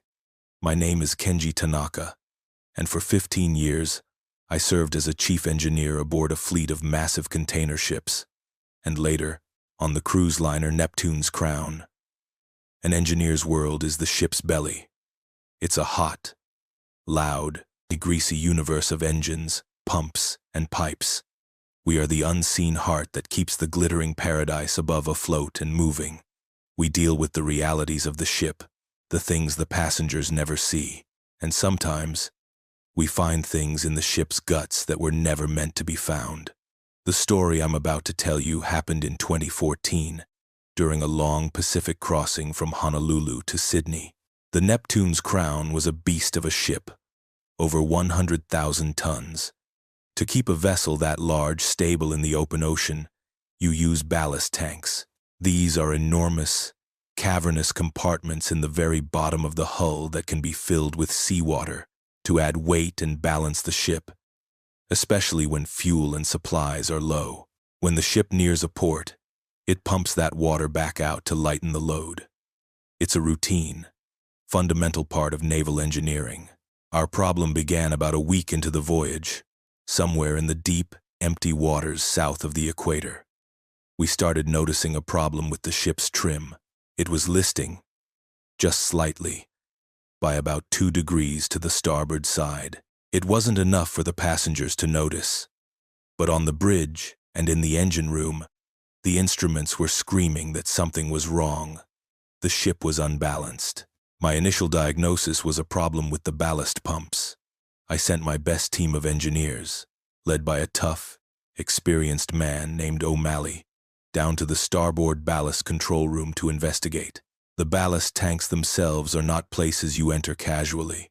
They are dark, confined, and dangerous. You can only go inside when they are completely empty and have been certified as safe for entry. O'Malley's team reported back that the pumps were working perfectly. The sensors, however, were giving impossible readings. The sensor for starboard ballast tank 3 indicated that the tank was completely full of water, holding thousands of tons of seawater. Yet, the pump systems showed that they had completely drained that tank 12 hours earlier. The sensor had to be faulty. It was the only logical explanation. I gave the order to manually override the system and activate the pumps again to drain tank 3, just in case the initial draining had failed. The massive pumps roared to life, but nothing came out. The flow meters showed 0. The tank, according to the pumps, was already empty. Yet the weight sensor continued to insist that thousands of tons of mass were still inside it. We were faced with a paradox that defied naval engineering. The tank was empty, but it was also full. The ship was listing because of a massive weight on its starboard side, a weight that, according to our systems, wasn't there. The next day, the problem got worse. We started hearing noises. The crew members whose quarters were closest to the ship's lower hull began to complain about a strange, low-frequency sound. It wasn't the normal hum of the engines. It was a deep, resonant, and intermittent thrumming sound, like a massive, slow heartbeat. The sound was coming from the direction of starboard ballast tank 3. The ship's list had also increased to 3 degrees. The captain was getting nervous. An unbalanced ship in the middle of the Pacific is a captain's worst nightmare. He authorized a manual inspection. We would have to send a team inside the tank. It was a dangerous operation. O'Malley and 2 other engineers, suited up with breathing apparatus and powerful lights, would enter through the small access hatch at the top of the tank. I would monitor them from the control room via a live camera feed from a helmet cam O'Malley was wearing. The moment O'Malley opened the heavy steel hatch, a smell wafted out. It was a smell unlike any I had ever encountered. It was a thick, cloying mix of salt, ammonia, and something else. Something organic and vaguely sweet, like rotting fruit. The air inside the tank, which should have been normal sea air, was thick and hazy. "Control, this is O'Malley." His voice crackled over the radio. "Visibility is low in here. There's a strange mist, and the walls, they're coated in something." I watched on my monitor as his flashlight beam cut through the gloom. The massive steel walls of the ballast tank, which should have been bare metal, were covered in a thick, pulsating, iridescent slime. It was a deep, purple-black color.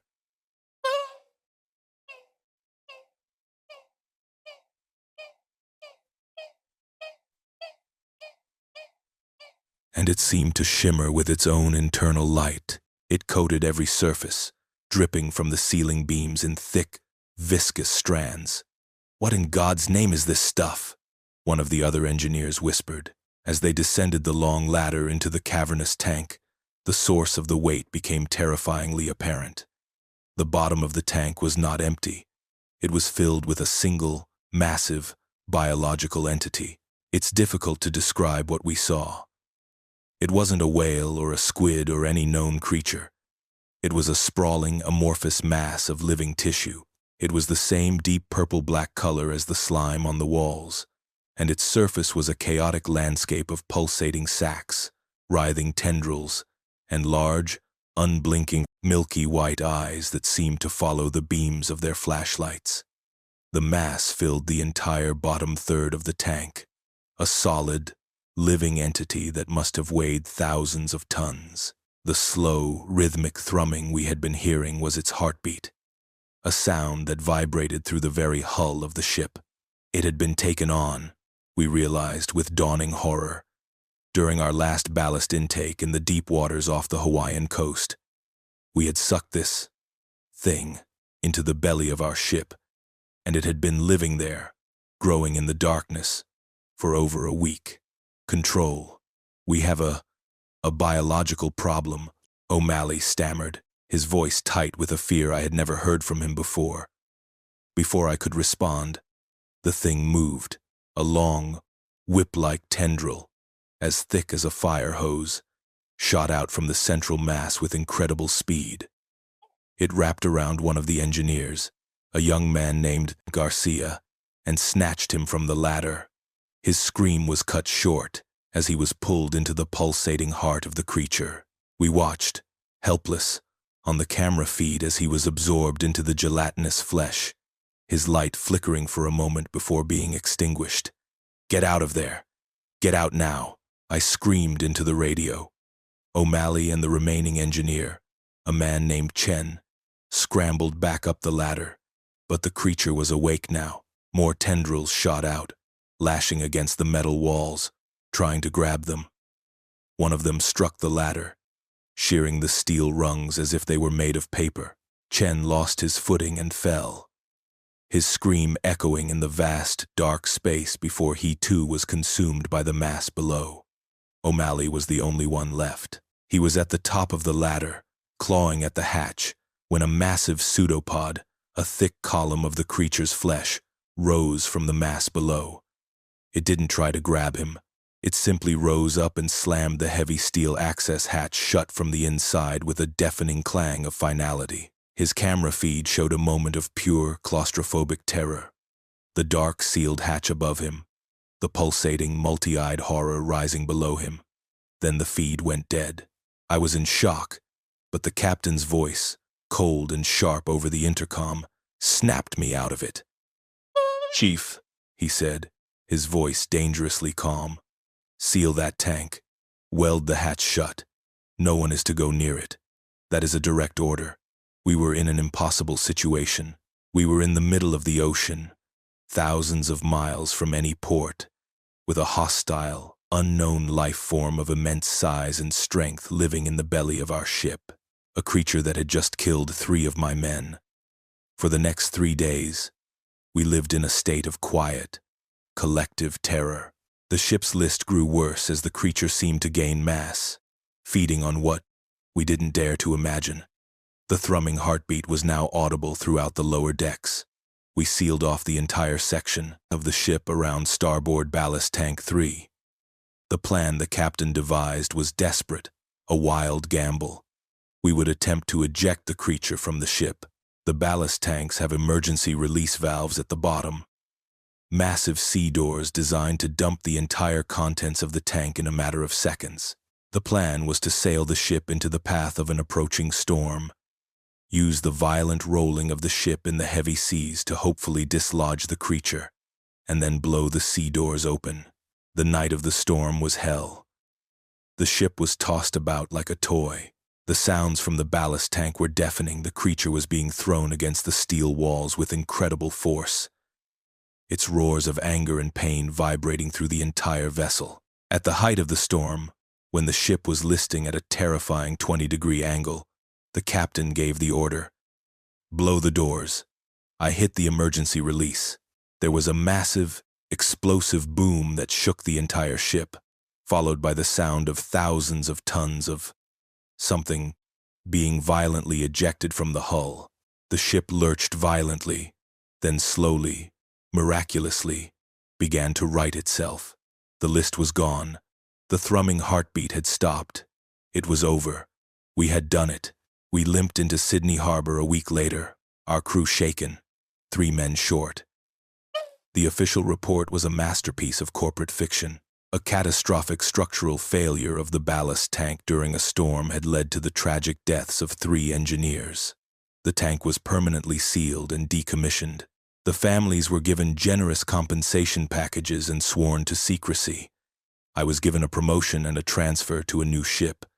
It was hush money, a reward for my silence. I took it. What else could I do? But I know the truth. I know that we carried a monster in the belly of our ship, a creature from the abyssal depths, a life form that science has no name for. And I know that we didn't kill it. We just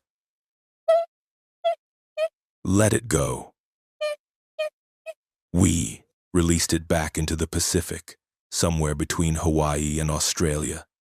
It's still out there, in the deep, dark water, and there are thousands of ships sailing those same waters, their ballast tanks open, taking on the sea to keep their balance. And I can't help but wonder how many of them are taking on more than just water. How many other ships are sailing with a silent, growing passenger in their guts, just waiting for the right moment to wake up. Story 9. The Last Resort Casino. My name is Julian, and for a decade, I was the casino manager aboard the Fortune's Folly. I wasn't just a manager. I was a conductor, the master of a symphony of greed, hope, and despair. A cruise ship casino is a unique ecosystem. It's a hermetically sealed bubble of bad decisions and artificial light, floating in the middle of nowhere.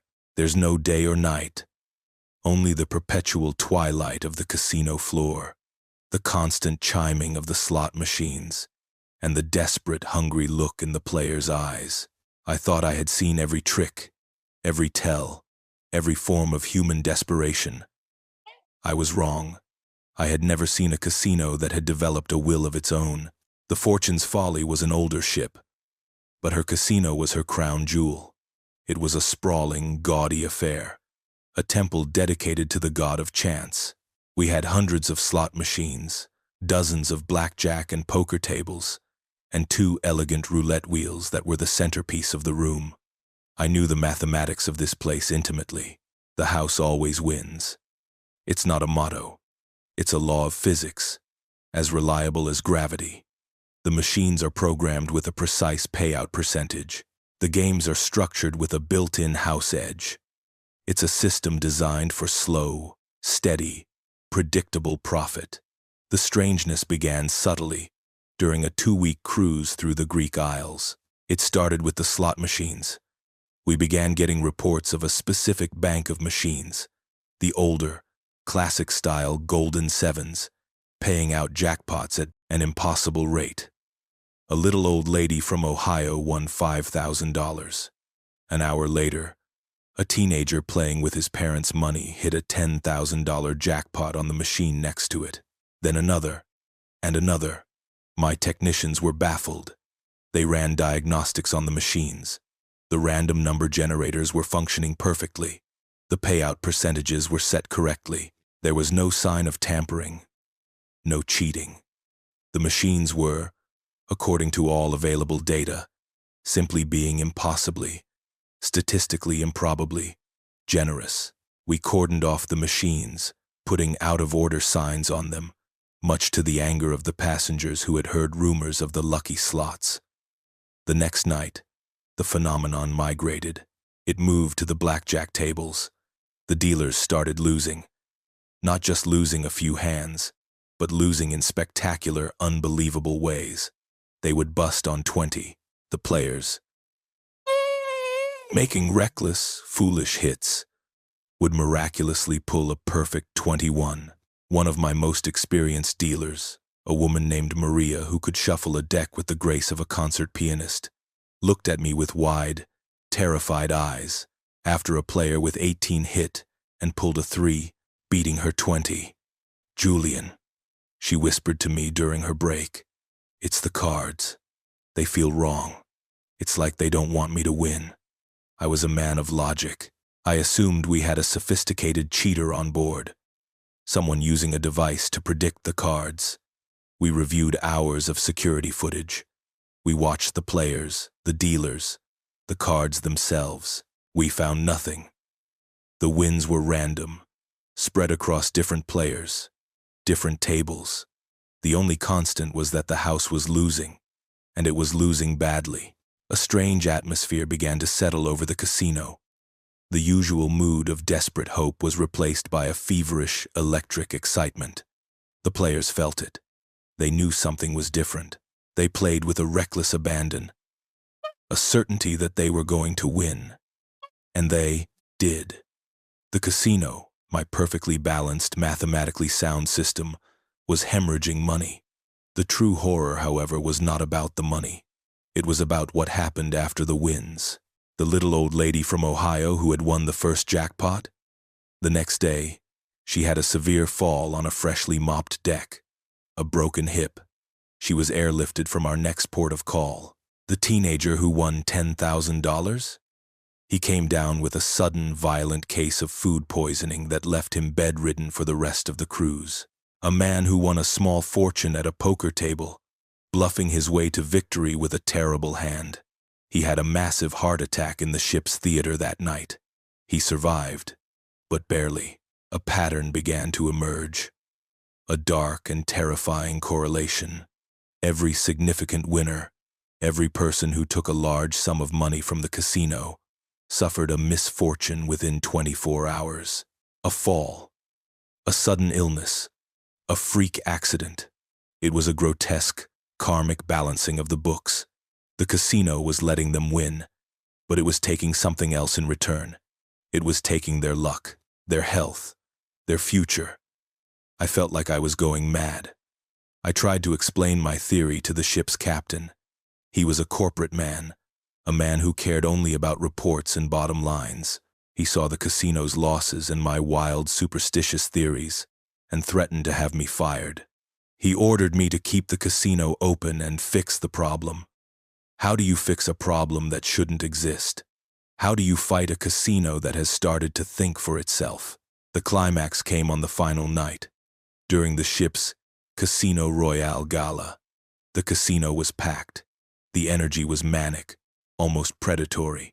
The roulette wheels were the center of the spectacle, and they had started to behave just like the slots in the card tables.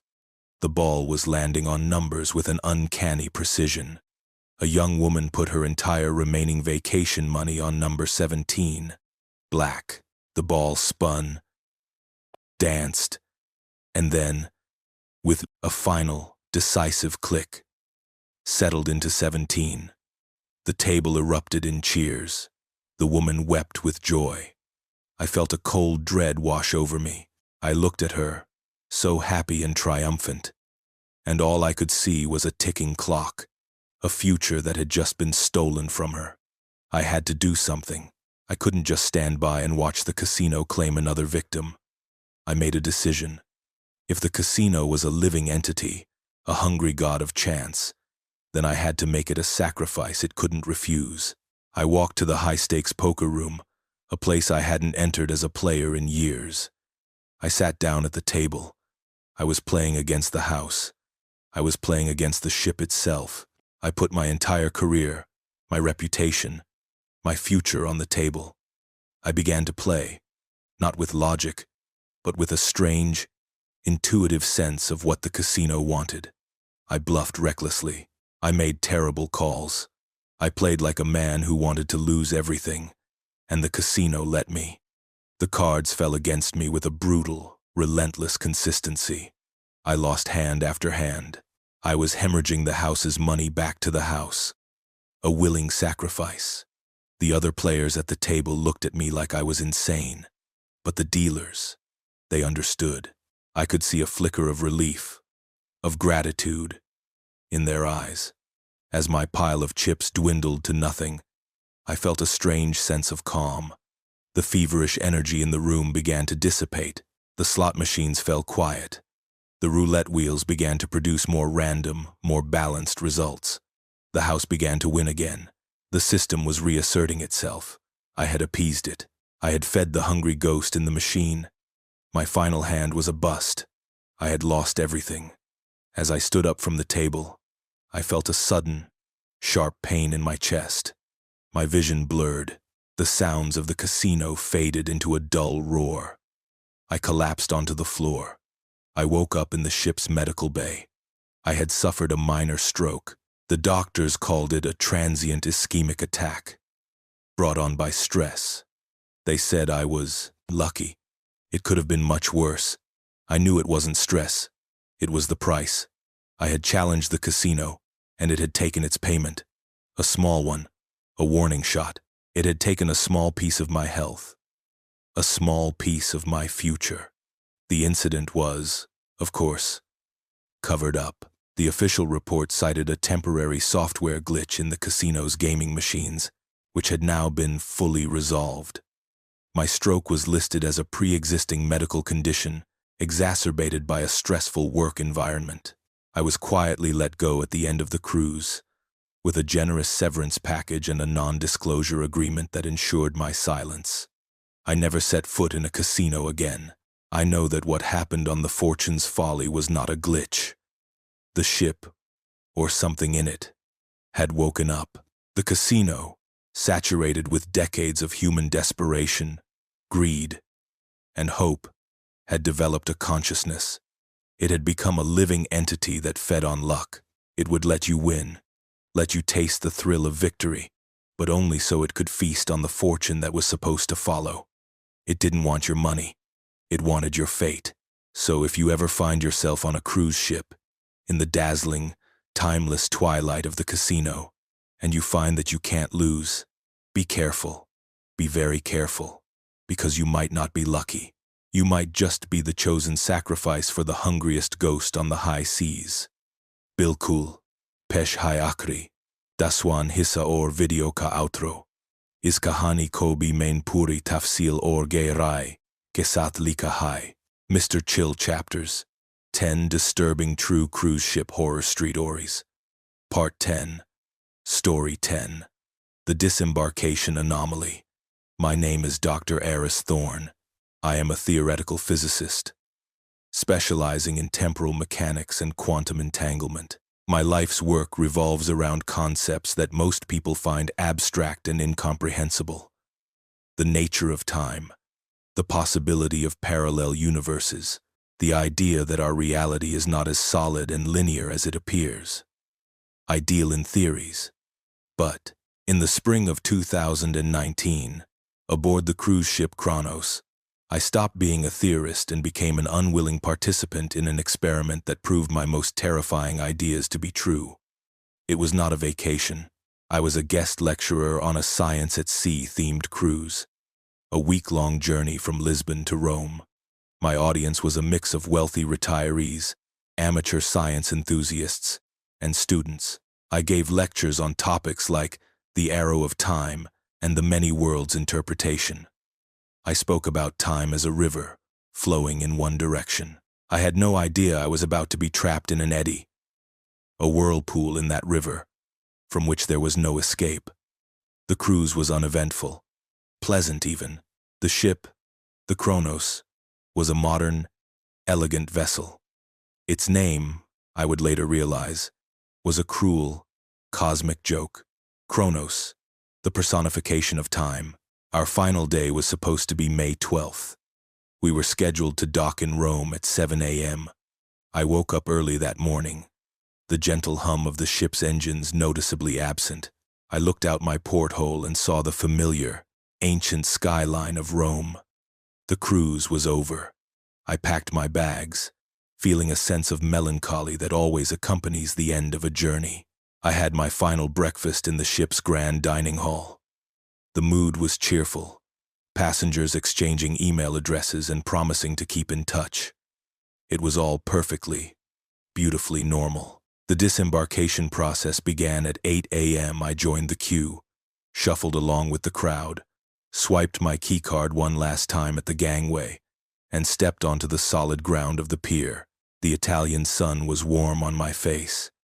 I took a deep breath of the city air, a mixture of espresso, history, and exhaust fumes. I was back in the real world. I found my pre-booked taxi and headed to the airport for my flight home. I woke up the next morning in my own bed in London. The journey had been tiring, but routine.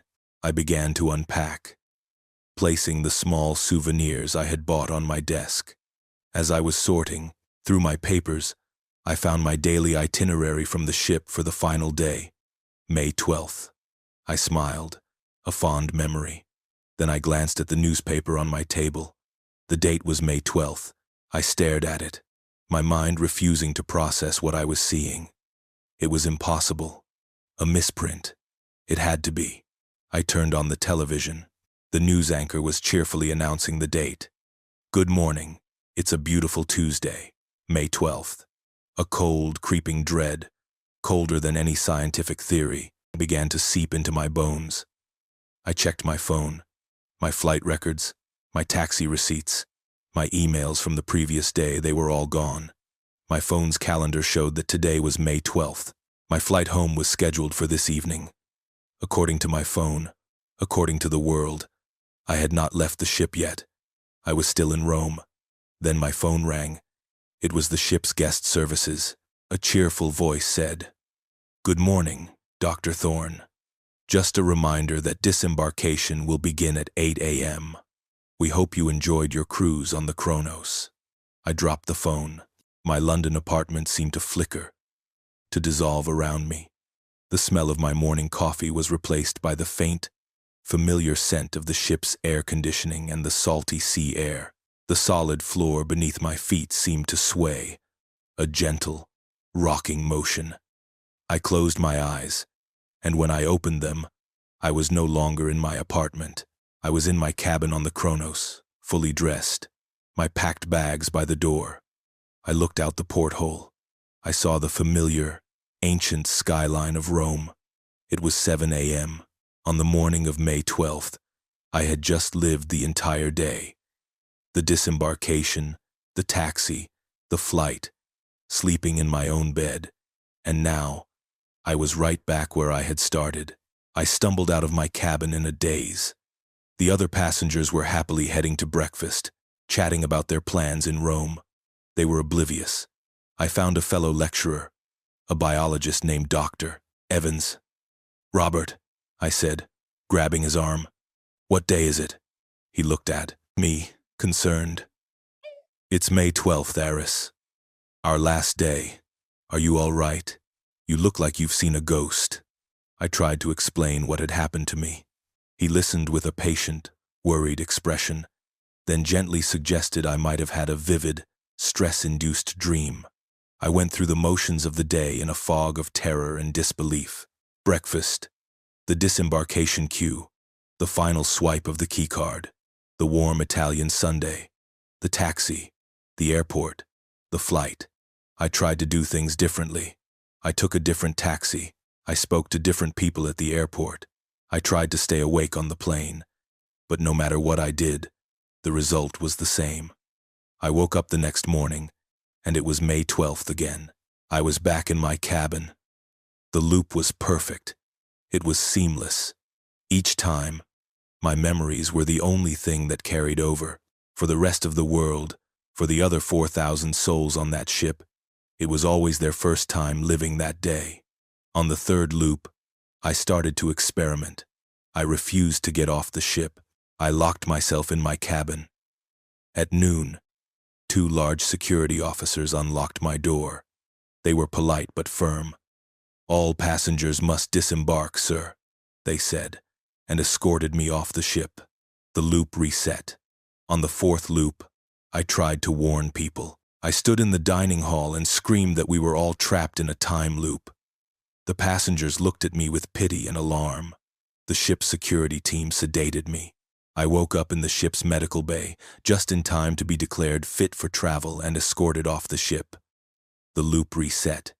It was on the 7th loop that I realized I wasn't alone. I was in the breakfast line when a woman, an elegant, older lady I had seen at my lectures, leaned over to me and whispered, "It's the ship, isn't it? It won't let us go." Her name was Eleanor. She was a retired historian. She had been trapped in the loop for what she thought was 2 weeks. We found others, a young honeymooning couple, a cynical,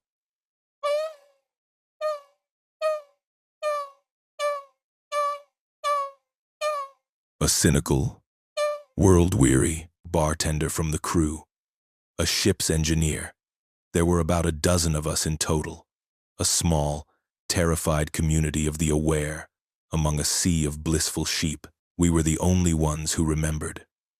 We began to work together, pooling our memories, trying to find a flaw in the loop, a way to break it. The engineer, a man named Ben, had the most terrifying theory.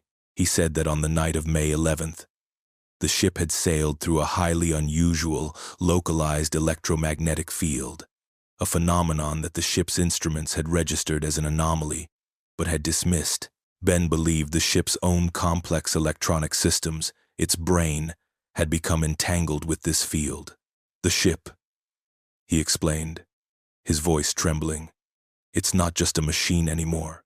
It has recorded a day, our last day, and it's playing that recording over and over again.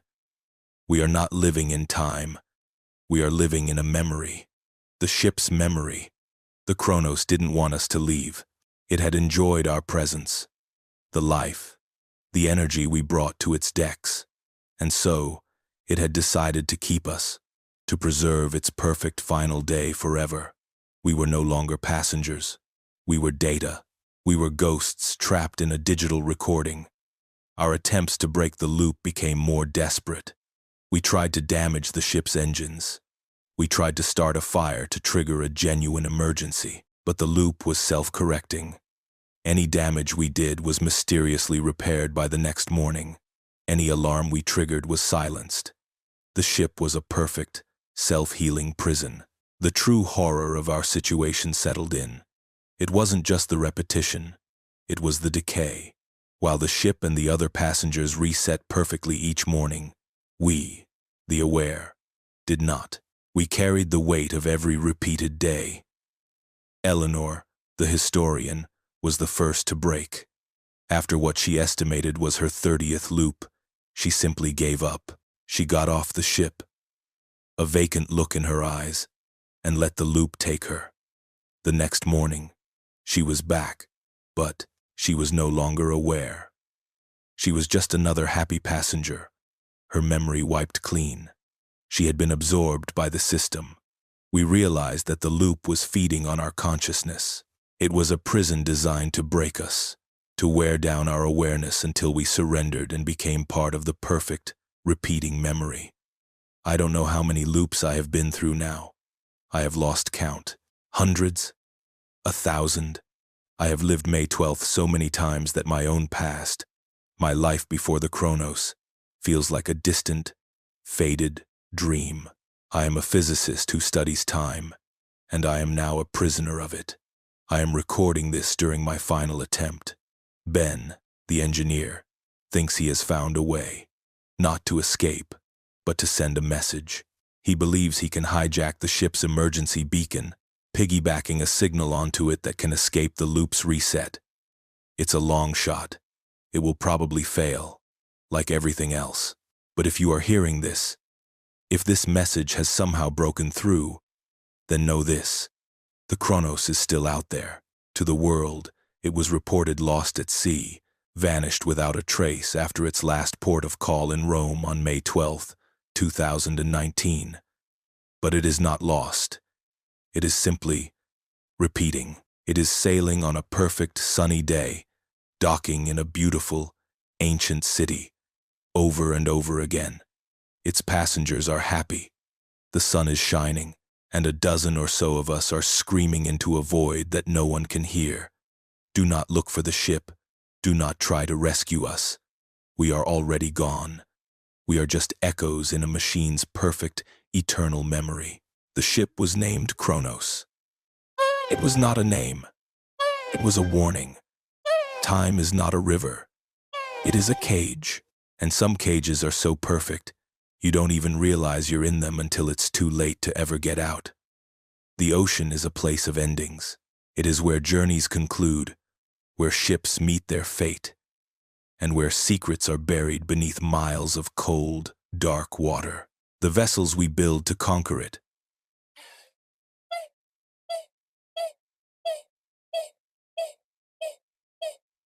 Our magnificent floating cities of steel and light are merely guests in its vast, ancient domain, and sometimes the ocean, or the things that dwell within it, decide that the guests are not welcome to leave. The stories you have heard tonight are whispers from the edge of the map, echoes from voyages that went horribly wrong. They serve as a chilling reminder that when you are surrounded by an endless abyss, the greatest horror is not what lies outside the ship, but what might be trapped inside with you. Thank you for joining us on this terrifying voyage with Mr. Chill Chapters. If these tales have left you with a newfound fear of the open water, be sure to like, subscribe, and share. Your support helps us continue to dredge these dark stories from the depths. Until next time, sleep well. And if you ever find yourself on a cruise, and you hear a strange scratching from within the walls, or see a fleet of silent, dark ships in the fog, pray that it's just your imagination. Pray that the ship is just a ship. And pray that it will, eventually, let you go home.